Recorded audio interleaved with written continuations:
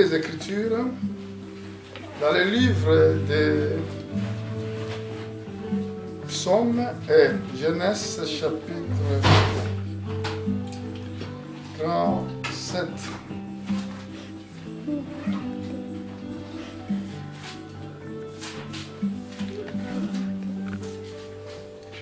Tozali na mukanda na Genèse chapitre 37. Nous allons lire verset 2-3. La Bible déclare: voici la postérité de Jacob. Joseph avait 17 ans, faisant paître les tripots avec ses frères. Ses enfants étaient auprès des fils de Bilia et des fils de Zilpa, femme de son père. Et Joseph rapporta à leur père leurs mauvais propos. Que Dieu bénisse sa parole. Asseyez-nous tous.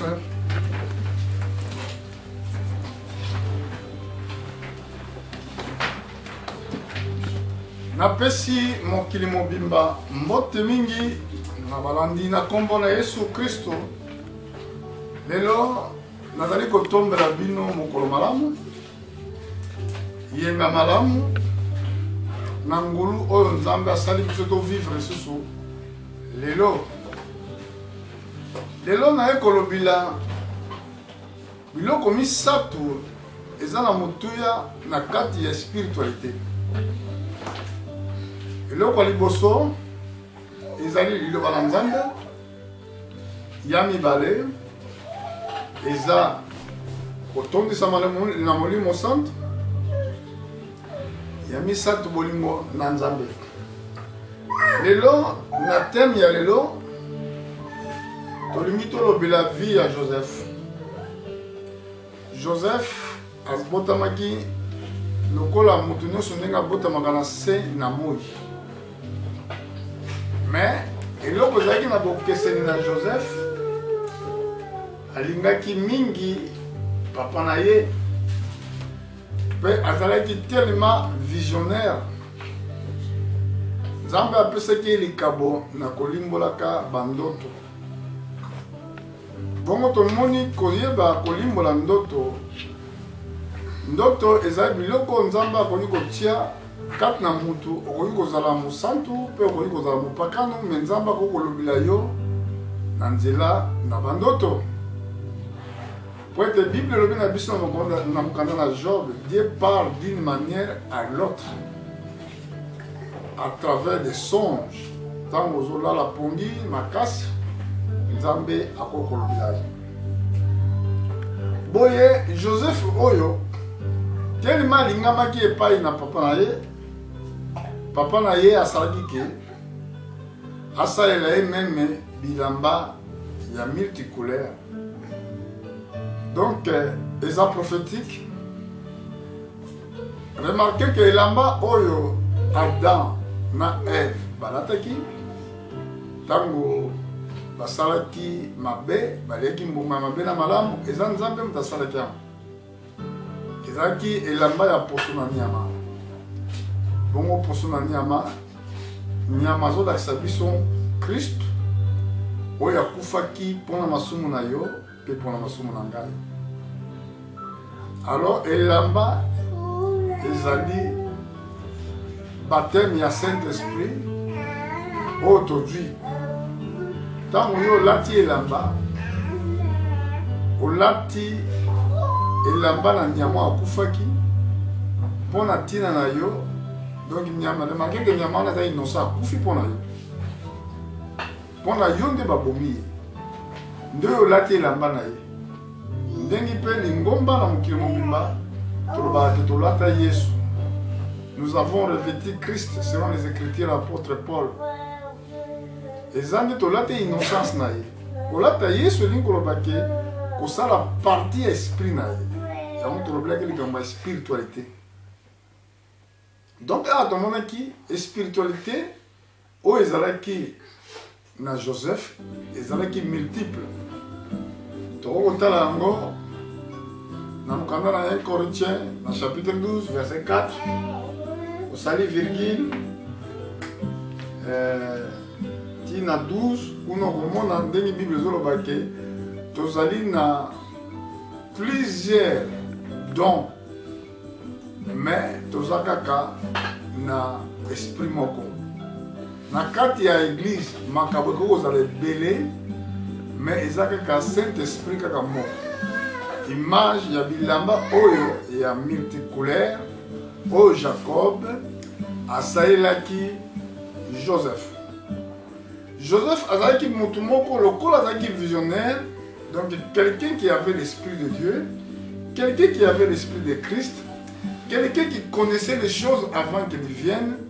Alors ses frères bakomaki koyina ye, parce que ce qui totali na verset 3 4 tokiti na se okomona ke aza kolota bandoto eza koprédire l'avenir, les choses que Dieu va faire dans l'avenir.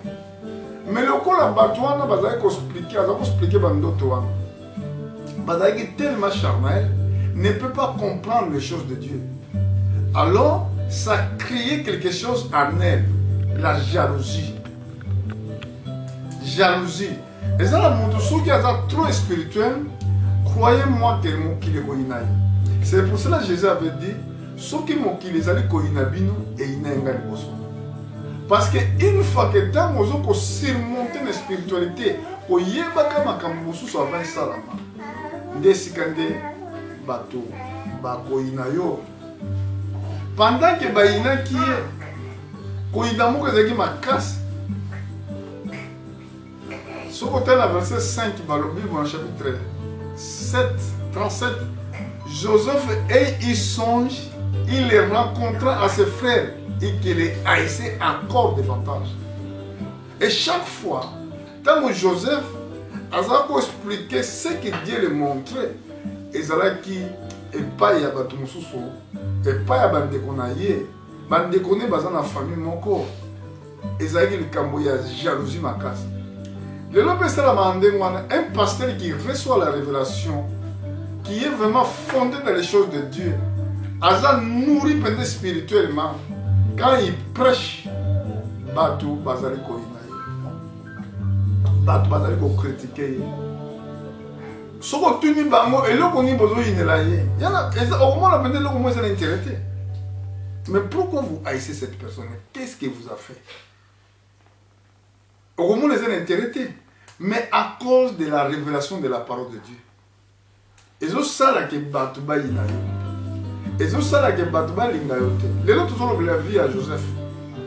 Pendant que Bazako inaye, l'esprit na bango ezala qui va assassiner même. Bazwa qui likanisi ya kobomayo. Mais nous surtout on ezala qui pour ma combien kokisama na bandoto. Oh Joseph a kolota. Pour l'autre qui note moko que azaki nako 12 so tali na verset landia wa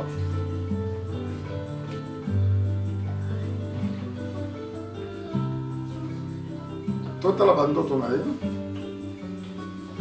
na verset 9.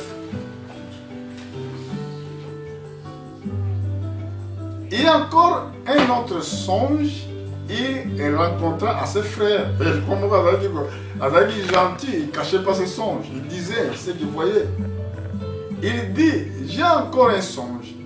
Et voici le soleil, la lune, et les 11 étoiles se prosternant devant moi. Il la rencontra à son père et à ses frères. Son père les réprima. Il lui dit, que signifie ce songe que tu as eu? Faut-il que nous venions, moi, ta mère et tes frères, nous prosternons devant toi? Voilà, un père comme était le prophète. Il arrivait quand même d'interpréter les songes de son fils. Il a interprété les songes. Donc, il n'a pas comme moi. Il y a comme monde il va être dans le sommet. Il y a papa qui a l'image du soleil. Il y a maman qui a l'image de la lune. Il y a frère qui a l'image des étoiles. C'est pour ça que l'église a la place, il y a la lune. Donc, mon bali ezali, moi, mwasi ya libala eza sanza. Donc il koloba ke biso église toza na place ya sanza épouse parce que tozali mwasi ya libala ya Seigneur qui est la lumière, qui est le soleil du monde, qui est le soleil de justice. Donc, et comme il est tellement trop, pendant que bande ko wana baboni que non ba décider faut ba tekaye. Oh non, faut pas bombaye. Mais jour peut papa na ça qui erreur parce qu'il a protéger. Il a dit que bon, ça fait longtemps que je vois plus tes frères. Prenez les choses, même là où il y a, qu'il y a un la bango. Joseph, très obéissant, image de Christ, qui obéissait son père. A Dieu, le Goliath, pour que nous ayons la santé à Alléluia. Mais pendant qu'il a aucun, même à comme ici, il a demandé à tout le monde, habiter tout le monde, parce que la commune va monter. Ah! Joseph, alors, Bakende qui n'a dans le temps, verset 17. Tant que Bakende n'a pas de et si Joseph a gagné au coup de la bande dans verset 17. Pendant qu'il a gagné au coup de la bande, nous avons gagné haine. Nous avons gagné la lingagote. Atoko pesa malamu, akosale malamu, mutu alingi yote akolingo kate. Wa linga yo esenge nzamba kutana ye. Mukolo wana bamona ezaki vraie occasion pour bakoka koboma Joseph. Bakangi bakeboka na citerne moko oyo ezanga mai. Bango bavandi quel cœur. Ndeko aza ndeko na bino moko. Bolingi boboma ye, pourquoi qu'est-ce qu'il a fait? Baboki ye na libulu wana esika mai ezalaki te. Siko pendant que baza ko méditer, qu'est-ce qu'ils vont faire avec Joseph? Judas et Koloba. Totika to bomande ko na biso te. Ce que nous devons faire maintenant, et c'est que totekaye. C'est un mystère. Totekaye. Ezalaki na ba Ismaélite. Ismaélite ezalaki bana ya Abraham oyo akotana Agar. Tribu ya Ismaël ezalaki koleka. Bazoleka babiya te toza esclave na biso tozoteka. Bakamati bapasuli ye bilamba oyo papa na ye asalaki bateki ye. Bakei na ye baismaélite bakei na ye. Sikoyo tala bazomaka bana mabe bakamati sikoyo tokosala ndenge mpona kopesa rapport mpa papa mpo papa ayebi te sikoyo biso fo toluka raison bazwi nyama babomi basopi makila likolo ya bilamba babimisi ye elamba ya Joseph na makila wana nyama bakei na bilamba wana ezalaki na makila epai ya papa olobaki tala mwana na yo tala na elamba oyo eza ya mwana na yo te neti babomi ye na nyama moko boye. Ah, tala papa oyo azali na bolingo ya mwana na ye qui gardait son enfant à côté. Il attendit ces mauvaises nouvelles. Oh bana oh bazana mawate. Papa lela pasola bilamba la putulu. Bango bazomona papa na bango zolela. Bazomona papa na bango souffrir. Mais ba bomba secret. Ezala batu mingi pe bazali ya ora mokili. Ayebi ke mabe oyo papa na bango zo vivre ya yebi yango. Mais à bomba secret, yo kanga yo mtoko landanga soza musika. Toi qui caches des choses, qui as commis quelque chose, qui avait commis un péché quelque part, où ils ont fait souffrir mutu mususu. Au sein de Kamumoko, où ils ont dit que la mutu mususu, non, au bomba tellement secret. Sachez-le bien que Dieu te voit. Tu peux se cacher devant les hommes, mais tu ne se cacheras pas devant Dieu. Dieu te voit et Dieu te regarde. Pendant qu'il y a des collés là, pendant que papa doit souffrir, bana oba bomba secret, ça c'est l'esprit de la sorcellerie. Oh moi non bombi secret, nous non simplement souffrir. yesu na ngai ndenge okoluka moto asouffrir yo vanda na yo secret obombi secret bato bazoyeba te eke pasi wana oyo moto wana azomona ezalaki à cause de toi qu'il souffre pendant que moto wana azala kosouffrir bongo ezalaki na un moment donné papa oyo azalaki consolé ntango azalaki consolé mikolo elekaki sikoyo joseph esika akei nanga malamu sikoyo bateki ye ntango bateki ye toye na 39 na page 39 esika biso toya koluka likambo motuya bateki ye sikoyo tala sikoyo vi na ye epai ekei yoka ye moto teyaka prospérité na église yoka yo moto ozala koloba ke yaka ndima okozwa prospérité me ngai nalingi na ye biso boye prospérité eyaka na n'importe qui te postérité avant ya na vie na yo fozala tellement spirituel tomoni joseph azalaki trop spirituel nzambe azalaki na ye elongo c'est que nzambe moto aza kosala ke partout oyo azokende aprospérer soki tokiti na chapitre 39 na verset 1 tokomona bible ezoloba boye on fit descendre Joseph à Égypte et Potiphar au fils de Pharaon chef de garde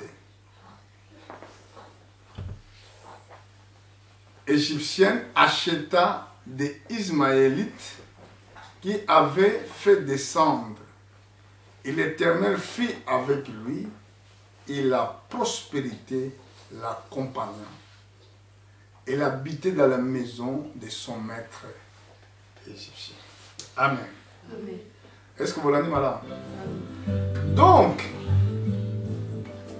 pendant que Oyo batekaki Joseph, Bible lobi boye, la prospérité est compagnie qui est. Dans le verset 3, babi, son maître vit que l'Éternel était avec lui et que l'Éternel faisant prospérer entre ses mains tout ce qui entreprena. Donc, quand on a grâce de yango prospérité et kolanda yo. Ezate oteaka bato yaka okopambolana. Yaka okozwa misolo. Yaka nzambe akopesa boye. Oza faux prédicateur. Tu n'as jamais eu la révélation de la parole de Dieu. Okomena même Jacob. Oh, toujours bien à Israël. Tant qu'il y a un endroit là-bas, comme il avait Dieu, nous avons dit que la maison à la base la prospère. La prospérité est là-bas à cause de Joseph. Ce qui est là, yozo bomba le balanzambe, olingi liboso le balanzambe, la prospérité t'accompagnera, c'est vrai. Et vous en êtes tous dans la jalousie pour moi, vous assombez mutuka, assombez ndako, asali misala kama yoko miko inae. Non, premièrement Dieu d'abord. Parce que la Bible le dit bon, cherchez premièrement le royaume des cieux, il reste des choses sera vous donné par-dessus. Alors tout le monde dit Joseph a dit prospère. Maintenant quand il y a prospérité ou ana, moi j'ai un Potiphar, mouté maman ben, Azaïk n'a besoin, et Joseph a comment moi c'est. Entre-temps, Joseph azalaki lokola serviteur na kati ndako. Pour la vision na yo ekopissama mbala muso sengili au passé na ba épreuve. Pour na on etolama na mokili to na bato mbala mususu esengili au passé na ba chemin qui est difficile. Tant vous allez la ba chemin qui est difficile, au constater que nzamba atiki yo. Parce que Joseph, il a vu élévation dans songe. Mais, il y a un chemin, et il y a un parcours fort à ça. Moi, je suis Potiphar, il y a un obstacle. Moi, je suis Potiphar, à conseiller Joseph Makambo, qui a ligné avant de aller comme moi, c'est mon bar. Pour Kanaki et la balle à Joseph. Balamoko li Kamboana a bebisa memi sango na batu nyonso. Batu nyonso a bimi liboso ko panza sango. Eloko liboso Satan asala na ndenge wana. A ko publier mauvaise nouvelle. Botala muumbu oyo hébreu oyo kolona nga mobala nga sombi tala makambo lingo salanga. Finalement, il dit pas la vérité, qu'est-ce qui était quelque chose qui était caché dans son cœur. Il y a moi makambo mingi bomba na metema batu nkolo nzamba mona ango. Mukolo nzamba ko sambisa mokili oyo. Makambo mingo e bomba ma ya caché. Oyo kansa nzamba zo mona te. Nzamba zo mona nyoso. Okoko bomba mene lokote. Mutu azayi innocent, asali lokote, asali mabete, qu'il allait faire du mal. Il était accusé à tort, il était accusé innocemment. Tant qu'il accusé, il ne peut pas se défendre. Même à se défendre, qui peut le croire? Et son maître, quand il est venu, sa femme a fendu la main à Joseph pour accuser Joseph. Abandi pour accuser. Talam, Makambo, Mohumbu, Oyo, Sombi, Hébreu, Oyo, Memilinga na katenda. Finalement, c'est lui. Il y a moi ceux qui vont funda mutu. Il faut ça très attention. Oyo kamalamu, accusation bazolo banaye, eza solo, eza bien eza lokuta. Pour eza batu mususu ba condamna bango ba sala ba prison, likambo ba yebite. Eza na batu mususu bazo passer situation moko difficile na vie, na likambo moko sala te. Ba kizaye à tort. Ndenge to moni mwasio. Finalement, tango azali ko kizaye bakamati Joseph bake na ewapi na prison. Na chapitre 39 verset 20. Bible dit, il a pris Joseph, il l'a mis dans les prisons, dans les lieux où les prisonniers du roi étaient enfermés. Il fit la en prison. Mais remarquez, Éternel fit avec Joseph. Il a attendu sur lui sa bonté. Il est mis en faveur aux yeux des chefs de la prison. Quand il y a Dieu, partout au Kende, tout va porter et au fondement. Sauf que Satan a bloqué côté Moussous a au fond. Tellement que Joseph a dit malade, chef de la prison. A tué Soussou, Moukonzi n'a qu'à tuer la prison.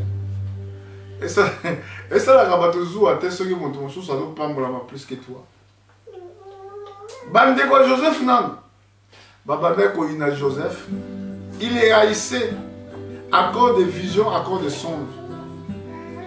Nandaka Potiphar, et si que la parole de Dieu vous a prêché, et si que la révélation vous a prêché, la prospérité était là, mais la femme de Potiphar, elle était tellement charnelle, il cherchait d'autres choses. Et c'est là que Joseph a pas se tenir pour obtenir, et l'on va vous pas ensemble. C'est très important, même quand il passe dans des situations difficiles, rester ferme avec Dieu afin aux joies et l'eau aux oser. Il commettait le cas de Joseph, même dans la prison, il se comportait bien. Maintenant, voilà ce qui était passé. Ce qui était passé après la prison, comme chef, Moukola Moussoussou, dans le chapitre 40, Pharaon a tchaki Batoumi balé dans la prison, balé auprès de lui. Dans le verset 1, après ces choses, arrivant que les chansons et les pertinents du roi d'Égypte offensèrent leur maître, les rois d'Égypte. Pharaon fit hérité contre ces deux officiers. Et les deux officiers, les chefs des chansons et les chefs des pénitentiaires. Il fut maître dans la maison du chef des grands, dans la prison, dans le lieu où Joseph était fermé. Bamemi deux officiers oyo nakati yandaku obe na prison esika Joseph azalaki. Est-ce que vous avez un malade? Tant bamemi na ndaku ya na prison, bamemi bango mibale na prison, esali que bato mibale balalaki na butu bayoti baloti bandoto. Effectivement, la carte bandoto mibale baloti mpona examen mbangu. Moko esengelaki bima na prison, azonga esika Pharaon azali, pour régner bien sûr botangi bo continuer kotanga, tinase, mais mususu bakoboma ye. Et ça la même pour l'anniversaire il y a Pharaon. Dans le Pharaon, botama souvent quand vous voyez les anniversaires, est-ce que vous m'avez mis c'est le bateau. Alors, et ça la maki qui est mon Pharaon a décidé à bimisa les deux officiers. Moko apesaki ye bokonzi, moko akufaki, babomaki ye, bapandraki ye. Sikoyo, tala likambo Joseph asalaki. Tango bato bazolinga babima. Tango apesi bango explication en bason. Sima sokolanda moti bokiti na se. Joseph asengaki bango aide. Aide gen. Tango bako bima.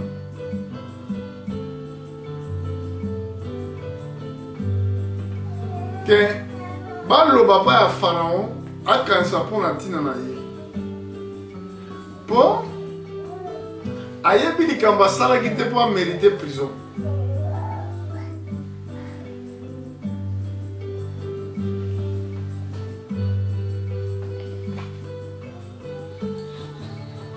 Ayebi likambo asalaki te nazolanda verse yango na tension des Arabes. Joseph azosenga aide. Et que tango okobima na prison okanisela ngai oloba osengela nga grâce epai ya Pharaon mpo na yebi eloko nasali te mpo na mérite prison asengi aide epai ya mutu ndeko na ngai yo tolikela na bato nata malamu soki otiaka confiance no na bato un jour okozala déçu. Parce que mutu moko kosala malamu azate soki nzambe ala sibi motema na ye. Remarquez que mutu oyo balimbulili ndoto ntango abimi abosana na ye. Soki nazongi bien natala yango na chapitre 40.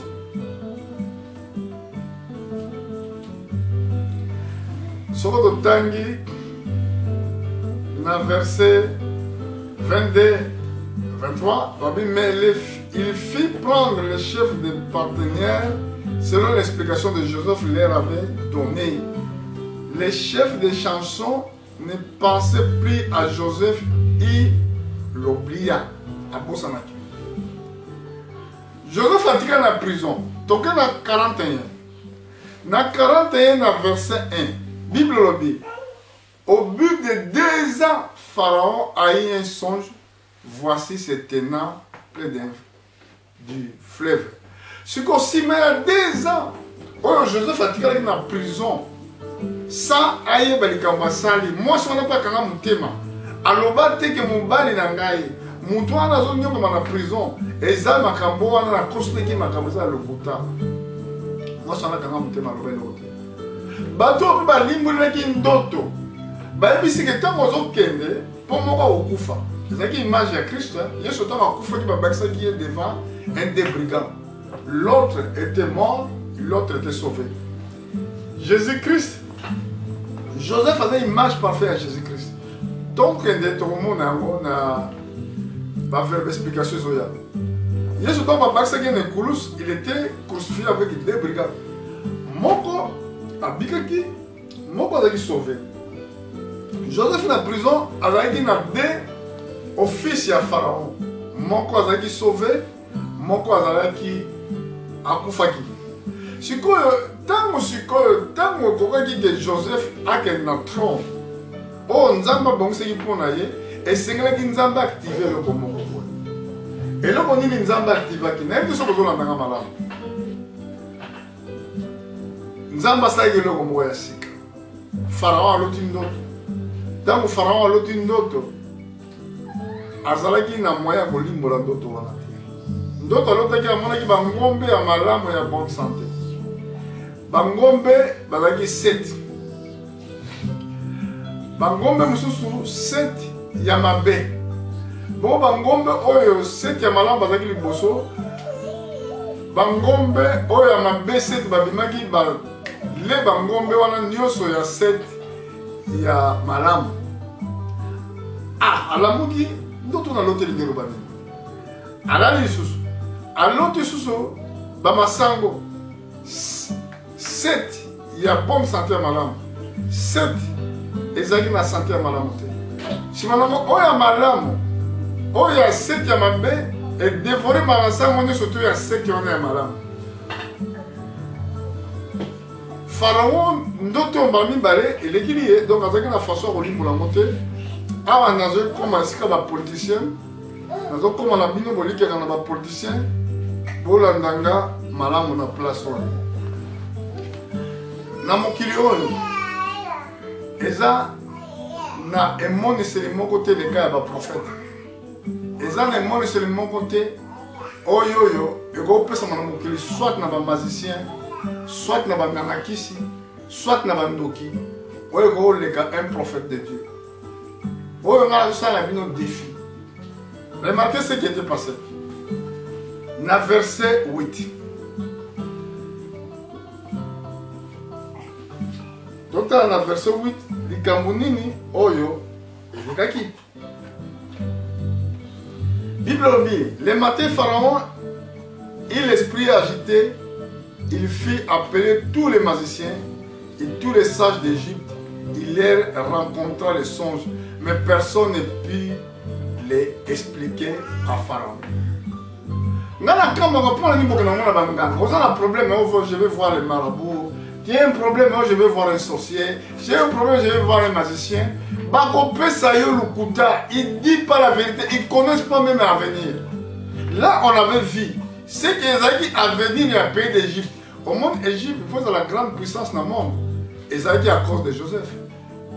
À cause de Joseph, Égypte, Oyakala, est comme une grande puissance. Pendant que Joseph a été en prison, si Malamonde, ton monde, au fils, il y a Pharaon, il s'est rappelé de Joseph quand il était en prison. Ah ben oui, oh Pharaon, oui, je me rappelle. Je me rappelle. Quand au Canada, il est en prison, il est en hébreu, mon koboye, ou il est en prison. Regarde ce qu'il avait fait. Alimulaki bandoto na biso. Peut-être quand ceux qui t'ont bengié, akolimbola ndoto. Dans verset 12, Babi, il avait là avec nous un jeune hébreu esclave du chef de garde. Nous lui racontons nos songes. Il nous a expliqué. Il nous a expliqué. Pharaon, dans verset 14, Pharaon fit appeler Joseph. On le fit sortir en rate de prison. Il se rasa, il changeait la vêtement, il s'est rendu vers Pharaon. Vous voyez, même ceux qui ont tout d'abord katate, bilambe zaki salité. Donc pour qu'il ne pas à Pharaon, et c'est qu'il va raser à comme kitoko, pour qu'il ne se présente pas à Pharaon, va changer bilamba. Verset 15. Joseph dit, Pharaon dit à Joseph, j'ai eu un songe. Personne ne peut m'expliquer. et que j'ai appris que tu expliques un songe après avoir entendu. Joseph répondit à Pharaon en disant, ce n'est pas moi, c'est Dieu qui donnera une réponse favorable à Pharaon. Voilà l'homme de Dieu. L'homme de Dieu ne se dit pas que c'est lui, mais c'est Dieu qui donne la révélation des songes. Pendant que Pharaon a expliqué qu'il doit tourner, Joseph a eu qu'il doit tourner, et Joseph a un peu ses explications.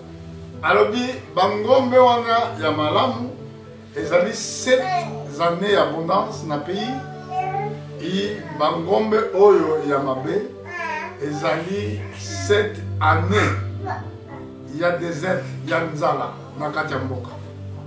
Ndenge moko na bepini wana monaki, eza 7 années d'abondance na mboka, et 7 années ya nzala. Na chiffre 7, tout le monde a ezali achèvement. Alors, voilà, le chiffre 7 au de Amate, à chiffre 7, ils sont prophétiquement profond et tout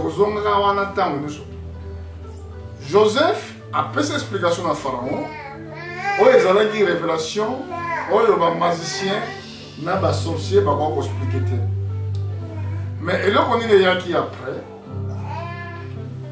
tout là.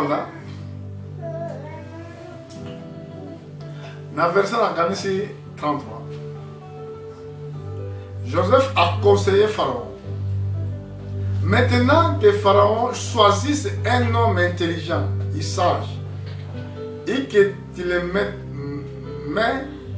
à la tête du pays d'Égypte. Là, Joseph a conseillé ce que Pharaon a le Kamoutamayele, a le Kamoutabososoli. Donc dans votre pays, vous ne choisissez pas n'importe qui. Tant que vous votez, vous votez à l'élection parce que vous votez dans la montée. Parce que vous avez voté, vous avez voté. Tantôt nous avons voté. Chikoyo, une fois que Joseph a dit pour vous allez baptiser dans le Saint-Esprit, et c'est très très important. Alors, Lucas Montamaye les pontia. Pour encore provisionner, encore ça la provision en Moka pendant 7 ans. Oh, le que vous avez l'abondance. Si vous avez tout à l'heure, Joseph a commandé la trompe. Pharaon dit à ses serviteurs, trouverons-nous un homme comme celui-ci, ayant à lui l'Esprit de Dieu? Et Pharaon dit à Joseph, puisque Dieu t'a fait connaître toutes ces choses, il n'y a personne qui soit aussi intelligent et aussi sage que toi. Alors Pharaon t'a fait cette déclaration. Mais aujourd'hui, peut-être que les gens va négliger. Il y a des autres qui nous insultent parce qu'ils ne parlent pas bien français. Qu'on parle français bien couramment, ils ont l'accepté aux amayés. Qu'on explique les mathématiques et les sciences, ils ont l'accepté aux amayés. Pour les magiciens, qui sont plus intelligents, considérés par Pharaon, parce qu'on lit le mystère, Oyo, Pharaon a monaki. Alors, Pharaon a le Bible bien. Pharaon dit à ses serviteurs, trouverez-nous un homme comme celui-ci, ayant en lui l'Esprit de Dieu? Et Pharaon dit, Joseph, puisque Dieu t'a fait connaître toutes ces choses, il n'y a personne qui soit aussi intelligent et aussi sage que toi. Je t'établis sur ma maison et tout mon peuple obéira à tes ordres. Le trône seul m'élèvera au-dessus de toi. Il y a dit que le trône seul m'élèverait au-dessus de toi. Pharaon dit à Joseph, je te donne le commandement de tout pays d'Égypte. Pharaon ôta son anneau de la main, il l'a mis à la main de Joseph. il a revêtu des habits de fin lin, il mit un collier d'or au cou. Il fut monté sur les chars qui suivant les siennes, en criant devant lui, à genoux. C'est ainsi que le Pharaon lui donna le commandement de tous les pays d'Égypte. Il dit encore à Joseph, là c'est Pharaon, il dit encore à Joseph, je suis Pharaon, et sans toi, personne ne lèvera la main ni les pieds dans tous les pays d'Égypte. Donc, dans le niveau Pharaon a nettoyé Joseph pour la spiritualité, pour la connaissance de Dieu, pour la Joseph a rempli dans cet esprit. Et Pharaon appela Joseph du nom de Shaphnai Penai. Il lui donna pour femme Asnath, fils de Potiphar, prêtre, dont Joseph partit pour visiter le pays d'Égypte. Là, bon, là, maintenant, dans Télémie, tout le monde est Joseph a commandé mon conduit. C'est l'image de Jésus-Christ. Oh, il était rejeté à ses propres frères juifs que Jésus a régné dans la nation. Jésus a bengi Yoshua Massia en Israël. Dans la nation a bengi Jesus, a bengi Jésus-Christ, a bengi na bakombe belé. Nde a régné à du moisi à mon païen qui est son église. C'est image parfaite il y a Joseph. Mais quand nous avons toujours au monde sous la nature de Joseph, Ezali et Seigneur la nature d'un homme de Dieu, un serviteur à Nzambe, et que bazala rempli dans Saint-Esprit, rempli dans la parole de Dieu, et rempli dans l'amour de Dieu. Joseph a utilisé l'accusation pour l'accuser. Il n'a jamais accusé personne. Même moi, c'est Potiphar. Joseph a fourni mon côté pour nous regarde cette femme-là, tout ce qu'il dit, il ment. À dans le tribunal, il a battu au fin d'arrêter. Mais ce qui parlait mal de lui, il les a pardonnés tous. Même ses frères, tant à Dieu qui bango, a pardonné qui bango nyoso. Mais à quoi la trône, ma pessie moi si à mon païen. Moi c'est égyptien, qui est l'image de l'église d'ailleurs. Oh, Jésus-Christ a été dans ma nation. A été dans l'église de la nation. Oh, bazaba drifté. Ton péché est comme Jesus, mais Jesus n'a rien à voir avec Yoshua Massia. Ton péché est comme Jésus, Jésus n'a rien à voir avec Yoshua Massia. Ah, tout le monde dit Joseph, même comme on a changé le mot, Pharaon appela Joseph le nom de Shaphnai Penai. Comment Joseph est monté, mais tous les hommes s'agenouillent à entendre ce nom-là. Alors, Maïele, tant que tu as Maïele, remarquez que Joseph était enlevé dans le trône de Pharaon.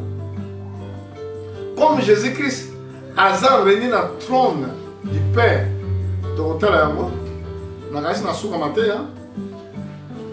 pour la ligne de sagesse, pour la ligne de spiritualité, un homme baptisé du Saint-Esprit, il est plus sage que Moutounios dans mon client.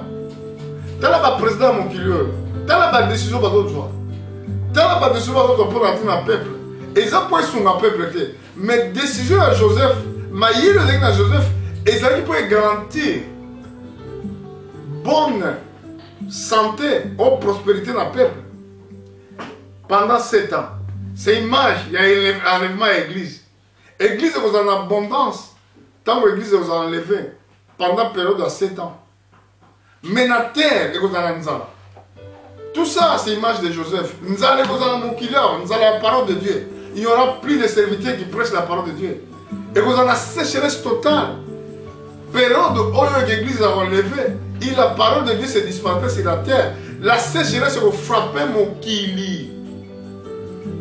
Mokili vous en a frappé dans Nzala. Mais on a l'église, ils ont un trône.